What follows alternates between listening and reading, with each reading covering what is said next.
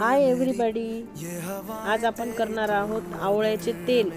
स्वच्छ धुवून आवळे असे छान पैकी छोटे छोटे कट करून घेतलेले आहेत. विळीने मी त्याला मस्त छान बारीक कट करून घेतलेला आहे. त्यानंतर त्याला छान बारीक असं मिक्सरमधून ग्राइंडर करायचं आहे. ह्या कापलेल्या आवळ्यांना ग्राइंडरमधून बारीक करून घ्यायचं आहे.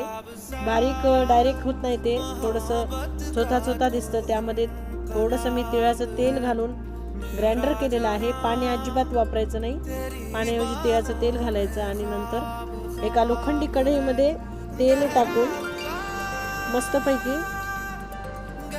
तेलामध्ये ती पूर्ण काढलेली पेस्ट आपल्याला टाकायची आहे आवळ्याची आणि त्यामध्ये 2-4 कढीपत्त्याचे पानं पण टाकायचे आहेत. गॅसची फ्लेम अगदी बारीक ठेवायची आहे. सारखं ढवळत राहायचं आहे. त्याला खूप असा छान फेस येतो. मी भरपूर मोठी लोखंडाची कढई घेतलेली आहे, कारण असा पूर्ण फेस बघा, तुम्ही बघू शकता फेस आलेला आहे. आणि बारीक गॅसवर हलवत राहायचं आपण. बारीक गॅसवर तयार झाल्यानंतर पूर्णतः तेल हे लास्टला तुम्हाला असे लोखंडाचे तेल दिसेल. आवळ्याचे तेल अगदी छान बघू शकता मस्त पैकी तयार झालेले आहे. आवळा आपल्या केसासाठी किती उपयुक्त आहे हे तुम्हाला माहीतच आहे. खूप सुंदर अशा प्रकारचं तेल तयार झालेलं आहे.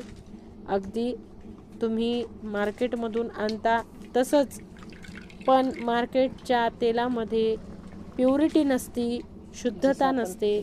त्यामुळे आपण हे घरी बनवलेलं आहे. जसं कढीपत्त्याचा कलर थोडासा हलकासा सोनेरी आला की आपण हे गॅस बंद केलेला आहे आणि शांत झाल्यानंतर तुम्ही बघू शकता तेल.